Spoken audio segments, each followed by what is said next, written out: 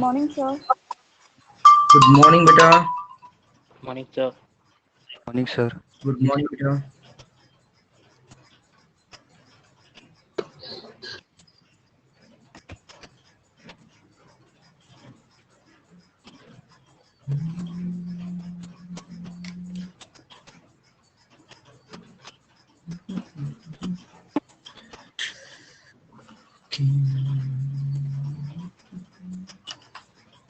ये भी दिख रहा है आप लोगों को।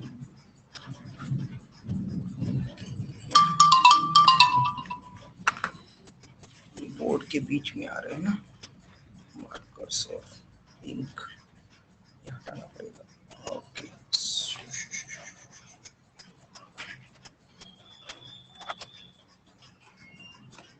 Video quality, what happening?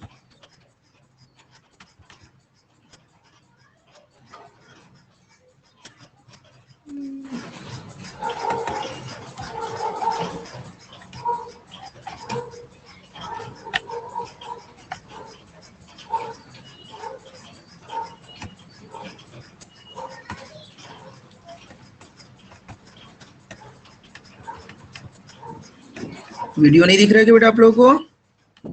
नहीं सर। एक सेकंड ना, ये थोड़ा सा मार्कर्स हटाने के चक्कर में है क्या?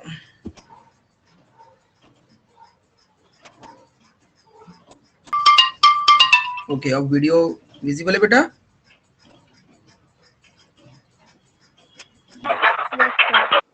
Yes, sir. ओके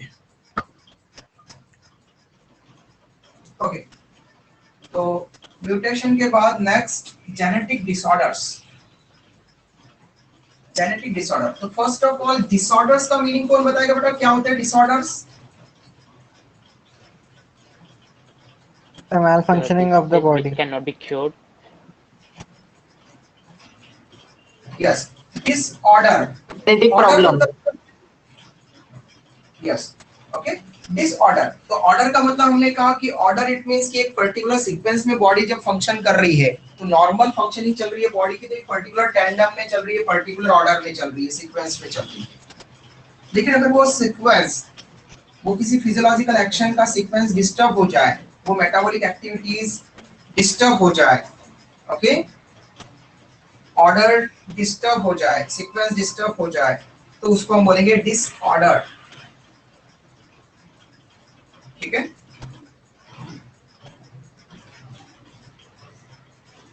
तो जेनेटिक डिसऑर्डर मतलब जीन से रिलेटेड अगर कुछ जीन की फंक्शनलिटी डिस्टर्ब हो जाए तो उसके कारण पूरा फिजियोलॉजिकल एक्शन, क्योंकि जीन कैरेक्टर को रिप्रेजेंट करता है और कैरेक्टर जो बनेगा वो वहां पर जो प्रोटीन के फॉर्म में बनेगा, वो प्रोटीन किसी न किसी फिजियोलॉजिकल एक्शन में, मेटाबॉलिक एक्शन में इन्वॉल्व होगा।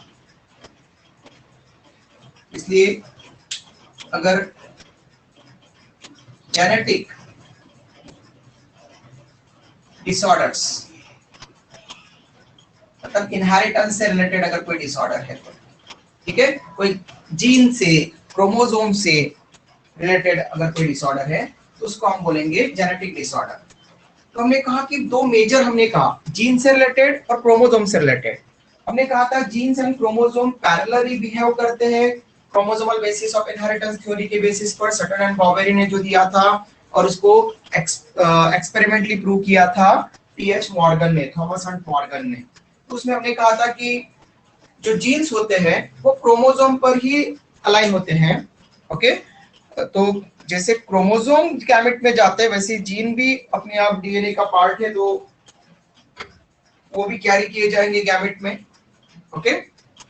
क्रोमोसोम जैसे सेग्रीगेट होते हैं, क्रोमोसोम की जो पेयर है होमोलॉगस पेयर, वो जैसे अलग अलग चली जाती है गैमेट्स में, उसी तरह से जो जीन्स है वो जीन्स भी इंडिपेंडेंटली असॉर्ट होते हैं मेंडल के थर्ड लॉ के अकॉर्डिंग, लिंकेज नहीं हुआ तो, ओके, इंडिपेंडेंटली असॉर्ट होते हैं, ये हमने रिप्रेजेंट किया था।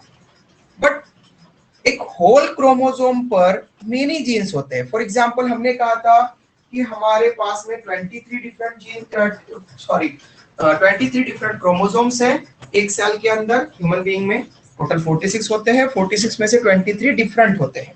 ओके, तो 23 डिफरेंट टाइप के क्रोमोसोम्स हमारे पास में है एक सेल में। तो 23 डिफरेंट टाइप के क्रोमोसोम, बट उन 23 क्रोमोसोम्स के ऊपर अबाउट 20 to 30,000 जीन्स है। तो it means on an average एक क्रोमोसोम पर 1000 जीन्स है। ओके, तो एक सिंगल जीन अफेक्ट हो रहा है या क्रोमोसोम का कोई पार्ट अफेक्ट हो रहा है, तो उसके बेसिस पर दो टाइप के जेनेटिक डिसऑर्डर्स हैं। ओके, जेनेटिक एनोमलीज दो टाइप की हैं। जेनेटिक डिसऑर्डर्स मींस क्रोमोसोम और जीन रिलेटेड जो डिसीजेस रहेगी, डिसऑर्डर्स रहेंगे, उनको हम जेनेटिक डिसऑर्डर्स टर्म देंगे, जो इनहेरिटेबल होंगे। और जेनेटिक डिसऑर्डर्स में दो टाइप के हैं। First, chromosomal disorders and Mendelian disorders. Okay, अब मेंडेलियन, क्योंकि मेंडल के टाइम पर क्रोमोसोम तो नहीं थे, लेकिन मेंडल ने जीन के लिए एक टर्म यूज की थी। हमने पढ़ा था, उसको बार बार आपको बताया था कि मेंडल ने जीन के लिए क्या टर्म यूज की थी, बताओ जल्दी से। Unit yes, good, unit factor और फैक्टर्स। ओके, कुछ कुछ बुक्स में ओनली उसको फैक्टर लिखा रहता है, एक जीन के लिए एक यूनिट फैक्टर होता है, ऐसा लॉ ऑफ यूनिट फैक्टर भी उसने रिप्रेजेंट करने की कोशिश की थी प्रिंसिपल वहां पर एक्चुअल में, लेकिन उस पोस्टुलेट को लॉ में कन्वर्ट नहीं किया गया था। ओके, उससे और डोमिनेंस से लॉ ऑफ डोमिनेंस बना दिया गया था एक कार्ल कोरेंस ने। तो यूनिट फैक्टर और फैक्टर ये जीन के लिए टर्म थी। तो जो मतलब मेंडल ने उस टाइम पर एक फैक्टर रिस्पॉन्सिबल है एक कैरेक्टर के लिए, ऐसा वहां पर स्टेटमेंट वहां पर रिप्रेजेंट किया था। मतलब जीन, तो जीन से रिलेटेड जो डिसऑर्डर है उनको हम बोलते हैं Mendelian disorders. Okay, related disorders, those disorders which are related to a particular gene. Okay, तो जो जीन से रिलेटेड डिसऑर्डर रहेंगे, ओके, उनको हम मेंडेलियन डिसऑर्डर्स कहेंगे। भाई जो एक सिंगल जीन या टू जीन से रिलेटेड नहीं है, एक पूरे क्रोमोसोम के पार्ट से रिलेटेड होगा, होल क्रोमोसोम या क्रोमोसोम के पार्ट से रिलेटेड होगा, तो उनको हम बोलेंगे क्रोमोसोमल डिसऑर्डर। मतलब उस क्रोमोसोम के पार्ट में मेनी जीन्स चले जाएंगे, एक या दो जीन्स नहीं जाएगा, मेनी जीन्स जा सकते। ओके, तो सिंगल जीन से रिलेटेड नहीं, क्रोमोसोम के पार्ट से। Disorders related to whole chromosome और parts of chromosome, whole chromosome और parts of chromosome are termed as chromosomal disorders. बेटा चैट मत करो। यशिता ने बोला कि वॉइस क्लियर नहीं आ रही है। बेटा आप, मैं एक स्टूडेंट से पूछ लेता हूँ, अदिति बेटा वॉइस क्लियर है या नहीं बेटा?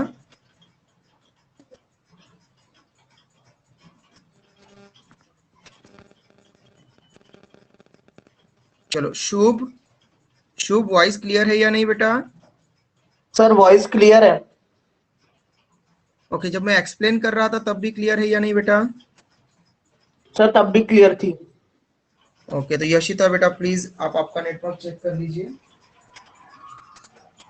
Chromosomal disorders and Mendelian disorders, ये दो टाइप के डिसऑर्डर्स हमने कहे। तो पूरा होल क्रोमोसोम या क्रोमोसोम का पार्ट, जब हम टर्म यूज करेंगे क्रोमोसोम से रिलेटेड, तो क्रोमोसोम, होल क्रोमोसोम या क्रोमोसोम का पार्ट अगर वहां पर कोई अफेक्टेड हो रहा है और उसके कारण कोई डिसऑर्डर हो रहा है किसी ह्यूमन बीइंग में बाय बर्थ, तो उसको हम क्रोमोसोमल डिसऑर्डर बोलेंगे। भाई ऐसा congenital disorder, okay, genetic disorder congenital होते हैं, बाय बर्थ होते हैं। ओके, बचपन से ही आएगा, बीच में से ऐसा नहीं आ जाएगा।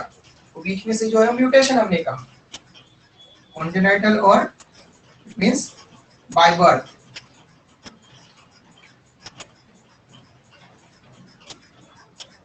बर्थ के टाइम से ही जो है वो वहां पर अवेलेबल होगा, वहां पर पहले से ही आया होगा। तो क्रोमोसोमल डिसऑर्डर्स में हम दो तरह का टर्म्स पढ़ेंगे। फर्स्ट इज एन्यूप्लॉइडी, फर्स्ट जो क्रोमोसोमल डिसऑर्डर्स होते हैं उनको हम टर्म देंगे एन्यूप्लॉइडी, और सेकंड हम रिप्रेजेंट करेंगे chromosomal aberrations. Chromosomal aberrations,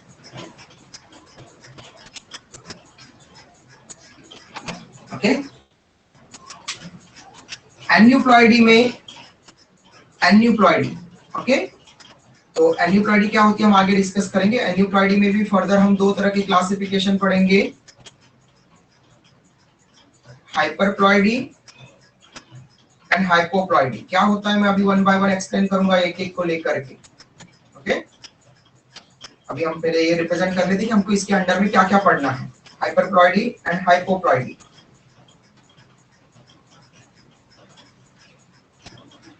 okay. फिर क्रोमोसोमल एबरेशंस में हम पढ़ेंगे एडिशन, डिलीशन,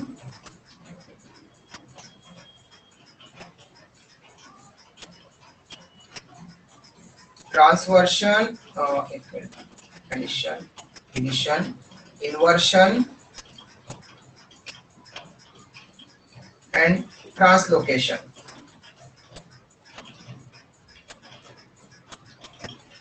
ओके। ये क्रोमोसोमल एबरेशंस में हम टर्म पढ़ेंगे। मेंडेलियन डिसऑर्डर्स को हम फिर दो तरह के डिसऑर्डर्स में रिप्रेजेंट कर देंगे।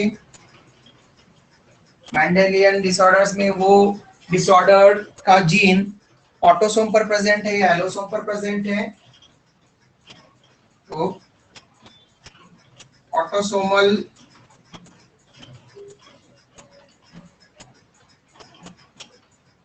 डिसऑर्डर और एलोसोमल डिसऑर्डर, तो ऑटोसोम पर प्रेजेंट है या एलोसोम पर प्रेजेंट है वो जीन,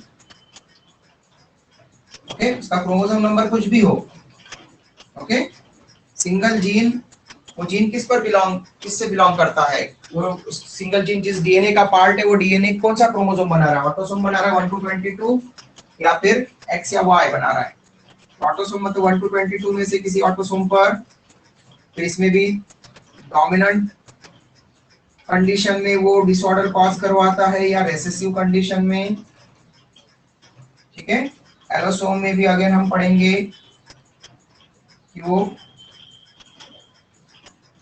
डोमिनेंट कंडीशन में मतलब सेक्स लिंक्ड, एलोसोमल मतलब सेक्स लिंक्ड बोलेंगे उसको, ऐसा सेक्स क्रोमोसोम से लिंक्ड, डोमिनेंट डिसऑर्डर और रिसेसिव डिसऑर्डर, ओके। और फिर इनके एग्जांपल्स पढ़ेंगे वहां पर। तो स्क्रीनशॉट सबसे पहले ले लो बेटा आप लोग, किसी को कोई डिफिकल्टी हो यहाँ तक तो पूछ लो, वन बाय वन अभी हम इनको सबको एक्सप्लेन करने वाले हैं। सर राइट साइड का बराबर नहीं दिख रहा है, राइट साइड का बराबर नहीं दिख रहा है, नाउ सर कैमरा थोड़ा पीछे ले लीजिए ना। कैमरा पीछे नहीं ले सकते ना बट्टू, वहां पर कैमरा में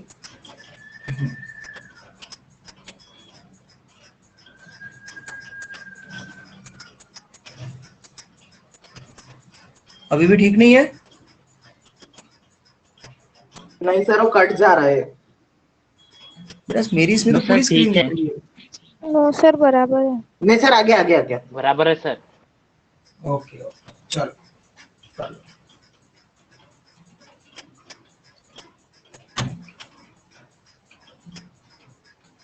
डन।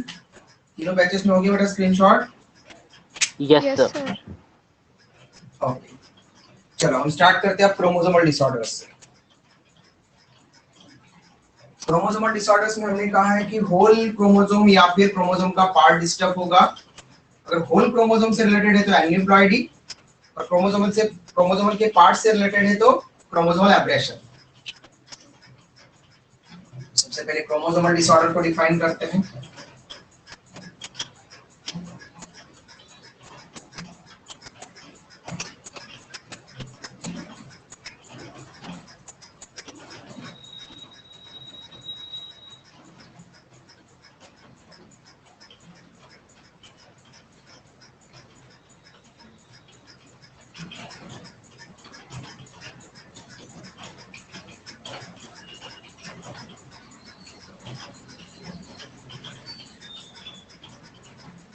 Chromosomal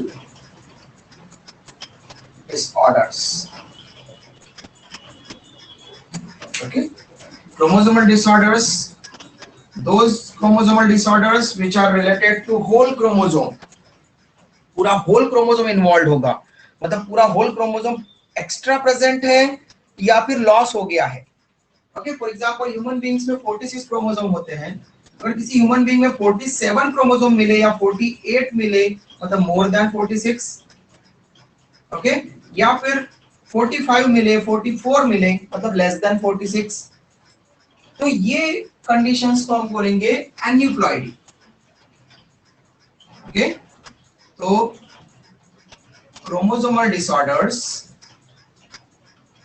फर्स्ट कैटेगरी है chromosomal disorders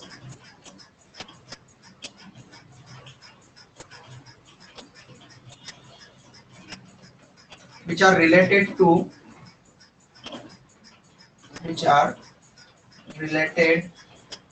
to whole chromosome।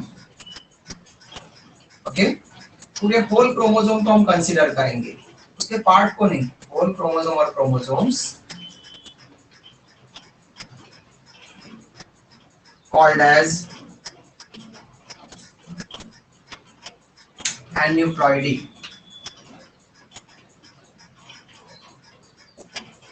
Okay, aneuploidy.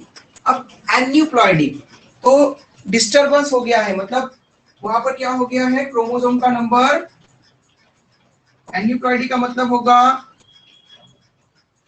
2n plus something रहेगा या फिर 2n माइनस समथिंग रहेगा। ओके, 2n प्लस 1 है, 2n इज इक्वल टू 46 है और उसमें प्लस 1 हो गया तो 47, 48, ये प्लस 1 से, ये प्लस 2 से, या फिर 46 माइनस 1 हो गया तो 45, माइनस 2 हो गया तो 44। ओके, समझ में आ रहा है बेटा? इसको हम एन्यूप्लॉइडी कहते हैं। ओके, तो सेट्स ऑफ क्रोमोसोम में फ्यू क्रोमोसोम का एक्स्ट्रा प्रेजेंट होना या लैक कर जाना, इसको हम बोलेंगे aneuploidy. Okay, aneuploidy, in aneuploidy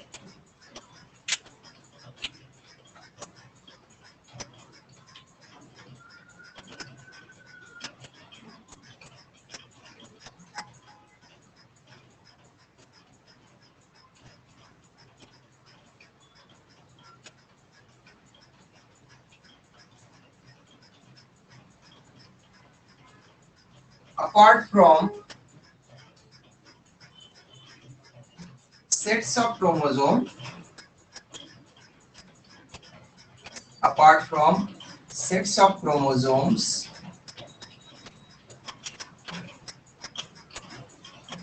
extra chromosome or lack of chromosome observed in some of the members of a species। मतलब एक पूरी स्पीसीज में जितने क्रोमोसोम होते हैं, तो ह्यूमन की स्पीसीज में एक सिंगल सेल में कितने क्रोमोसोम होते हैं बेटा?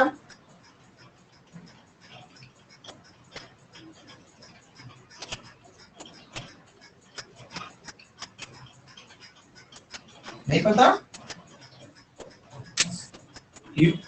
ह्यूमन बीइंग की, ह्यूमंस होमोसेपियंस, सेपियंस स्पीसीज, हम होमोसेपियंस है तो हमारे स्पीसीज के मेंबर्स में यूजुअली एक सिंगल सेल में कितने क्रोमोसोम होते हैं? 46। Yes, 46 chromosome. तो 46 क्रोमोसोम है यहाँ पर। लेकिन अगर किसी ह्यूमन बीइंग में, ओके, नॉर्मली सभी ह्यूमन बीइंग्स में 46 है, लेकिन अगर कोई एक्सेप्शन मिला, किसी ह्यूमन बीइंग में 47 मिले, 48 मिले, या 45 मिले, या 44 मिले, तब हम उसको क्या कहेंगे कि वो किसका केस है? आईडी। एन्यूप्लॉइडी। क्रोमोसोमल डिसऑर्डर का। और क्रोमोसोमल डिसऑर्डर में किसका क्रोमोसोम का नंबर बढ़ता है या कम हो जाता है? फ्यू मेंबर्स में अपनी स्पीसीज के अदर मेंबर्स के कंपैरिजन में, तो उनको हम बोलते हैं एन्यूप्लॉइडी का केस है। ओके, यहां तक किसी को समझने में कोई प्रॉब्लम है तो पूछ सकते हैं। समझ में आया क्या एन्यूप्लॉइडी? Yes, sir. ओके, तो एन्यूप्लॉइडी में दो टाइप्स है। फिर अब सबसे पहले अगर नॉर्मल सेट्स ऑफ क्रोमोसोम होते हैं तो उसको यूप्लॉइडी बोलते हैं। हाँ? जैसे 46 क्रोमोसोम है किसी में, 2n = 46 है, तो उनको यूप्लॉइडी है उसमें, मतलब ओके, प्रॉपर प्लॉइडी है। और जिसमें 47 होंगे, 48 होंगे, ऐसा ह्यूमन बीइंग एन्यूप्लॉइडी का एग्जांपल हो जाएगा। 45 है, 44 है, वो एन्यूप्लॉइडी का एग्जांपल हो जाएगा। ओके, तो जो नॉर्मल सेट्स होते हैं उनको यूप्लॉइडी बोलते हैं। Euploidy, it means normal sets of chromosome. Euploidy को नॉर्मल सेट्स ऑफ क्रोमोसोम, जैसे वो normal sets of chromosomes, okay, जैसे n है, 2n है, 3n है, तो नॉर्मल है। जैसे हमें 2n है, डिप्लॉइड है हम, 46, 23, 23 की दो सेट्स है, इसलिए 2n है हम डिप्लॉइड। तो हम वहां पर जिसमें 46 क्रोमोसोम मिलेंगे ह्यूमन बीइंग्स में, उसमें 23 की पेयर्स है, मतलब वो यूप्लॉइडी है। और जिसमें 47, 48 मिल गए, या 45 मिल गए, या फिर किसी ह्यूमन बीइंग में 44 मिल गए, तो ये ह्यूमन बीइंग एन्यूप्लॉइडी का एग्जांपल हो जाएगा। इसमें भी हम देख रहे हैं कि कुछ में बढ़ रहे हैं क्रोमोसोम और कुछ में कम हो रहे हैं। तो एन्यूप्लॉइडी के भी दो टाइप है। उसको हम टर्म देते हैं हाइपरप्लॉइडी और दूसरे को हाइपोप्लॉइडी।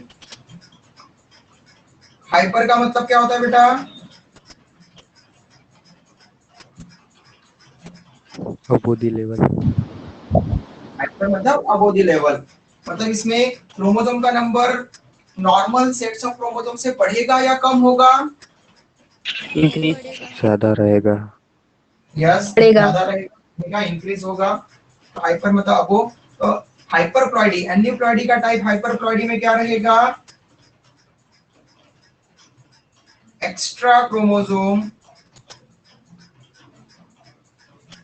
और क्रोमोसोम्स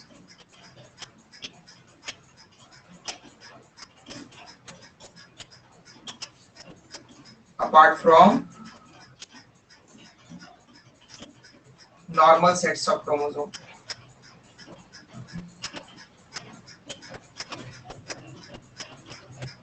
ओके, तो क्रोमोसोम्स का जो नॉर्मल सेट है n, 2n, 3n जो भी होगा उससे एक्स्ट्रा मिलेंगे। ओके, तो उसमें extra, for example human being जिसमें 47 क्रोमोसोम है, वो हाइपरप्लॉइडी का एग्जांपल हो जाएगा। While second hypoploidy, hypo it means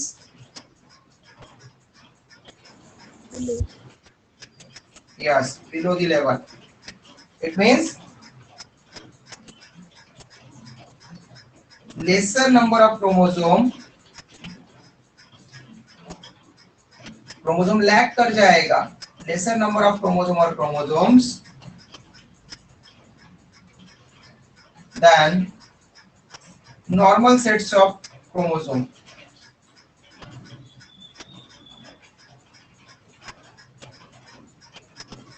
तो हाइपोप्लॉइडी का एग्जांपल कौन से आप ह्यूमन बीइंग को दोगे बेटा, जिसमें क्रोमोसोम का नंबर कितना होगा? क्या हो सकता है उसको हाइपोप्लॉइडी के अंडर में रखोगे? 45। 46 in India. 45, 44, तो 46 से कम। कोई ऐसा ह्यूमन बीइंग जिसकी सेल में 46 से कम क्रोमोसोम्स मिलते हैं, उसको आप यहाँ पर हाइपोप्लॉइडी में इंट्रोड्यूस करोगे। ओके, मतलब यहाँ पर अगर हमने 2n को ले लिया सिंपल, वहां पर डिप्लॉयड ऑर्गेनिज्म मोस्टली होते हैं, तो 2n प्लस वालों को आप यहाँ पर रखोगे, राइट, 2n माइनस वालों को आप हाइपोप्लॉइडी में रखोगे। ओके, स्क्रीनशॉट ले लो बेटा।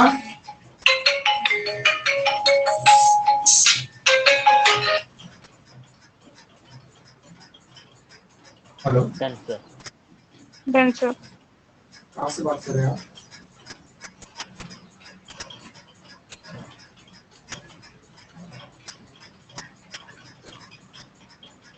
अगर सबका हो चुका है तो हम आगे स्टार्ट करें।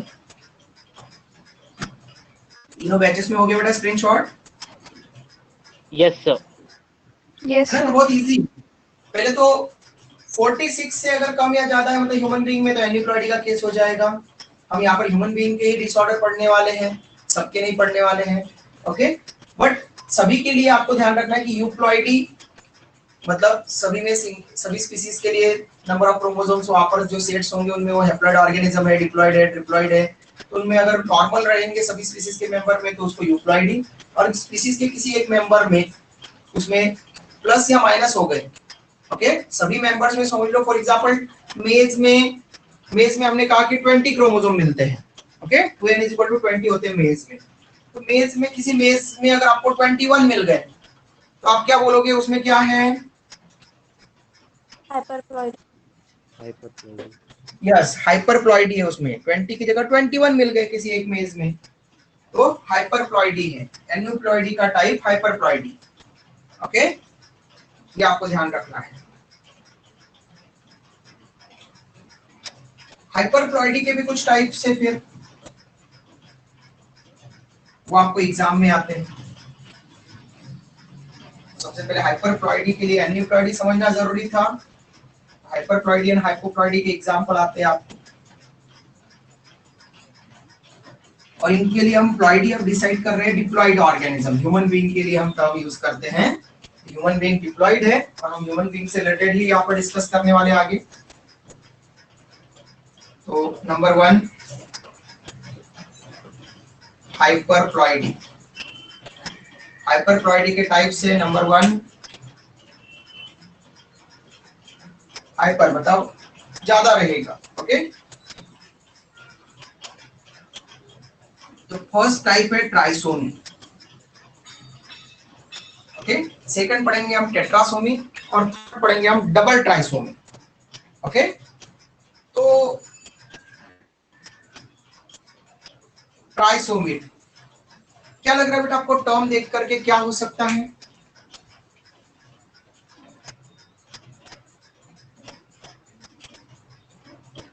चलो मैं कुछ हिंट दे देता हूँ। ट्राई का मतलब 3। ट्राई मतलब 3। ओके, सोमी मतलब वो फिनोमिनन हो गया, तो सोमा का मतलब क्या होता है? बॉडी। ओके, तो जो रिप्रेजेंट करने वाले हम उन वो बॉडीज का नंबर कितना है? 3 बॉडीज मिलेगी। ओके, ट्राइसोमी मतलब 3 बॉडीज मिलेगी। तो हम यहाँ पर क्रोमोसोम, ओके, कलर बॉडीज को रिप्रेजेंट करने वाले, क्रोमोसोम को रिप्रेजेंट करने वाले हैं। तो क्रोमोसोम्स कलर बॉडीज यहाँ पर 3 है। नॉर्मली कितनी होती है? 2 होती है। 2 sets of chromosome. Human beings में हर एक का 2 वहां पर होमोलॉगस पेयर होती है। तो नॉर्मली इन डिप्लॉयड ऑर्गेनिज्म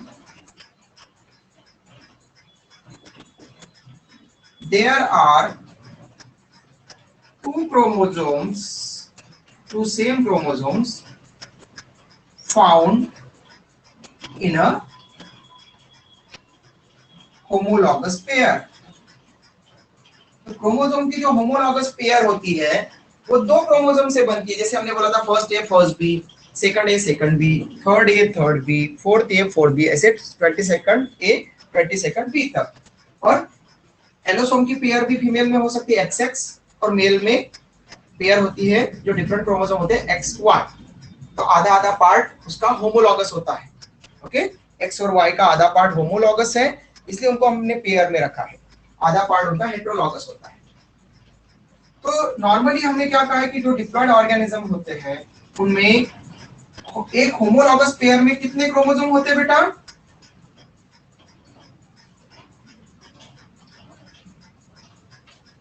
कितने होते हैं? 2। और अभी हम क्या बोल रहे हैं, जो फिनोमिनन हम पढ़ रहे हैं हाइपरप्लॉइडी में, उसमें कितने क्रोमोसोम की बात कर रहे हैं हम? 3। मतलब बढ़ गया या कम हो गया होमोलॉगस पेयर में क्रोमोसोम का नंबर? बढ़ गया। 2 होना चाहिए था होमोलॉगस पेयर में क्रोमोसोम, वहां पर 3 है कोई, इसलिए वहां पर ट्राइसोमी। तो ट्राइसोमी का एक एग्जांपल आपको, ट्राइसोमी की एक्चुअली में 3 एग्जांपल है। ओके, एक एग्जांपल आपको वहां पर एक्सप्लेन करता है एनसीईआरटी में, इसलिए आपको वहां पर उसको पढ़ना पड़ेगा, उसको देखना पड़ेगा, उसका डायग्राम दे देता है।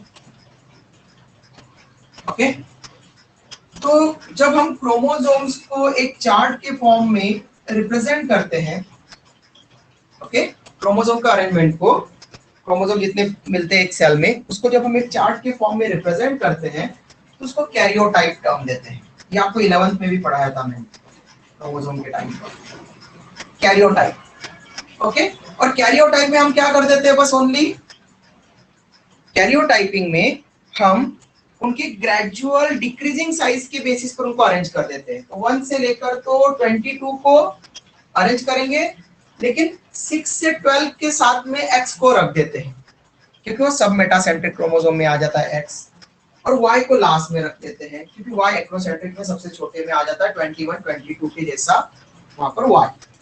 ओके, तो एक्स और वाई अलग अलग कर दिए हमने, तो कैरियोटाइपिंग। लेकिन जब हमने ऑटोसोम को अलग दिखाते हैं, ऑटोसोम की पेयर, फर्स्ट ए क्रोमोसोम सबसे बड़ा बना दिया आपने जो मेटासेंट्रिक है, ओके, और उसकी पेयर बना दी वहां पर, फर्स्ट ए फर्स्ट बी, ऐसे फिर सेकंड बी, ऐसे 20 सेकंड ए 20 सेकंड बी आपने दिखा दिया। और फिर यहाँ पर अगर एक्स और वाई दिखा दिया, एक्स सब मेटासेंट्रिक, ओके, और वाई उसके साथ में दिखा दिया एक्रोसेंट्रिक।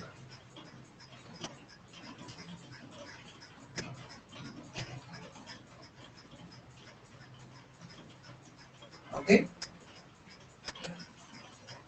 वाई आपने दिखा दिया एक्रोसेंट्रिक। ओके, तो इसको बोलते हैं इडियोग्राम।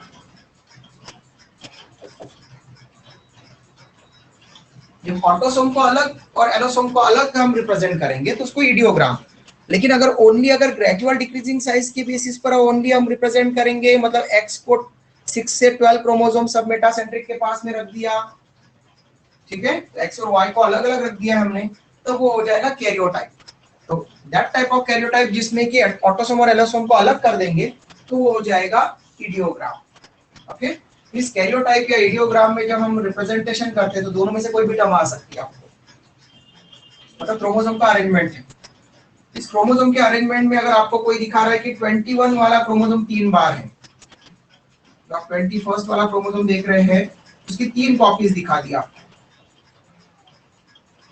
हेटेरोसेंट्रिक क्रोमोसोम है लेकिन वाई से थोड़ा बड़ा है, और इसकी 3 कॉपीज दिखा दी, 20 सेकंड बाद में शुरू हो रहा है, 21 21 21। कितनी होना चाहिए थी नॉर्मल ह्यूमन बीइंग में 21 क्रोमोसोम की कॉपीज?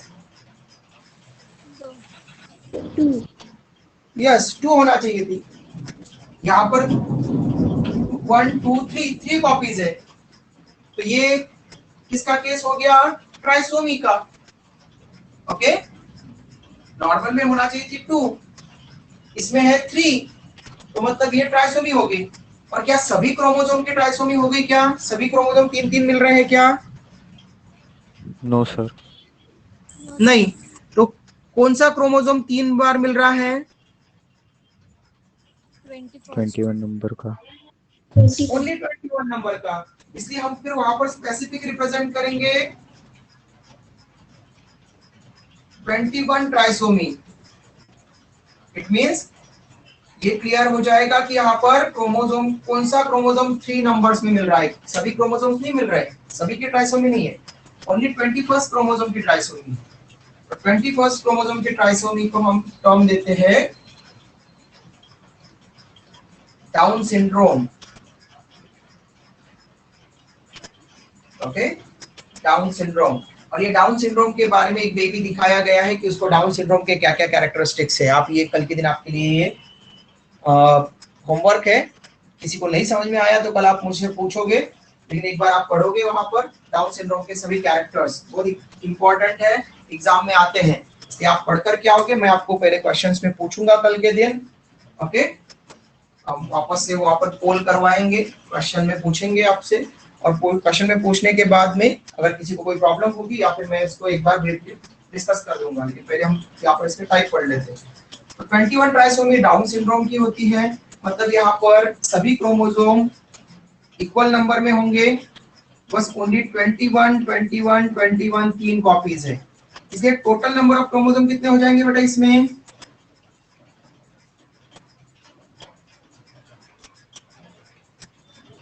क्रोमोसोम्स इन अ सेल, एक इस ह्यूमन बीइंग में जिसमें 21 क्रोमोसोम के ट्राइसोमी है, उसमें उसकी सेल में कितने क्रोमोसोम हो जाएंगे? जल्दी बता।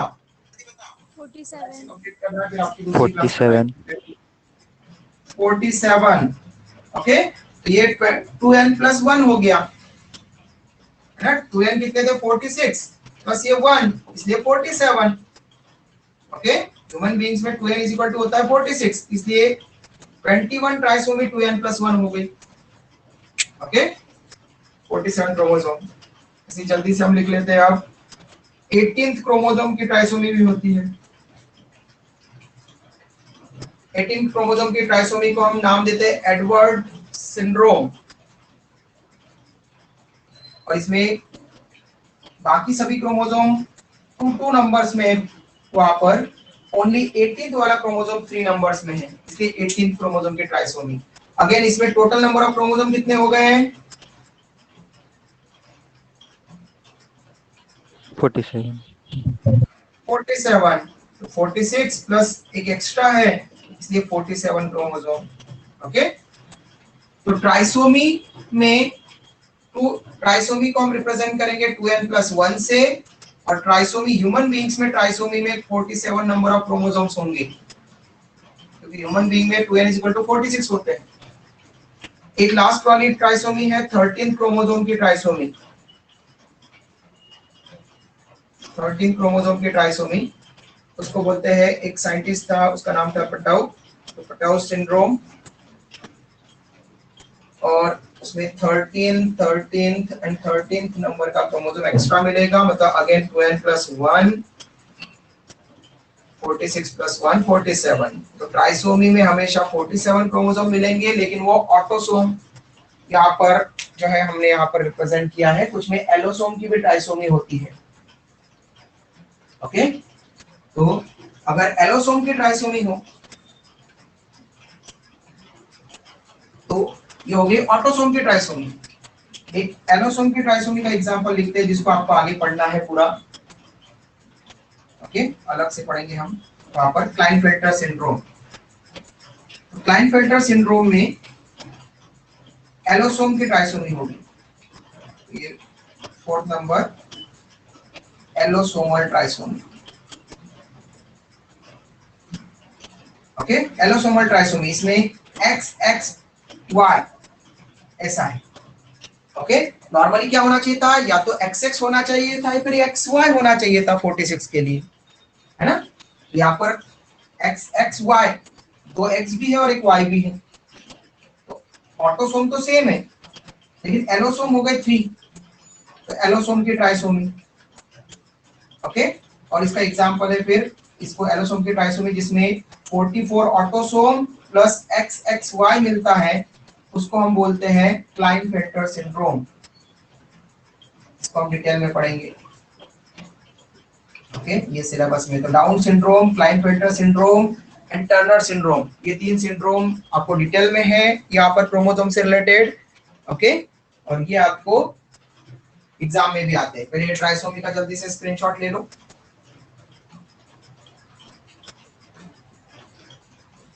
इसको एक्सप्लेन करना था, टेट्रासोमी और डबल ट्राइसोमी पर जल्दी से समझा देता।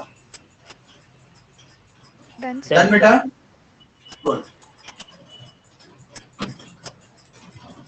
अब ट्राइसोमी अगर आपको पता है, उसके एग्जांपल आपको आते हैं, बस ट्राइसोमी के ही एग्जांपल आते हैं, बाकी हाइपरप्लॉइडी में आपको एग्जांपल नहीं आते, लेकिन उसके फॉर्मूला आते मैच करने के लिए। जैसे ट्राइसोमी मतलब 2n+1, तो टेट्रासोमी मतलब क्या हो जाएगा? 4. 2n+2. Very good, very good बेटा, 2n+2। टेट्रासोमी, टेट्रा मतलब 4, ओके, तो मतलब एक ही क्रोमोसोम की 4 कॉपीज होगी, 2 होना चाहिए थी, ओनली 4 कॉपीज है। तो टेट्रासोमी को हम रिप्रेजेंट करेंगे 2n+2 से, तो 4 कॉपीज ऑफ अ क्रोमोसोम। बाकी उसके अदर नॉर्मल क्रोमोसोम की कैसी है? 2 कॉपीज है, तो 2n+2 से रिप्रेजेंट करेंगे। फिर एक होता है डबल ट्राइसोमी, इसके लिए भी आपको फॉर्मूला पूछते हैं। डबल ट्राइसोमी, डबल ट्राइसोमी मतलब 2 बार ट्राइसोमी है, मतलब 2 डिफरेंट क्रोमोसोम 3 के सेट्स में है।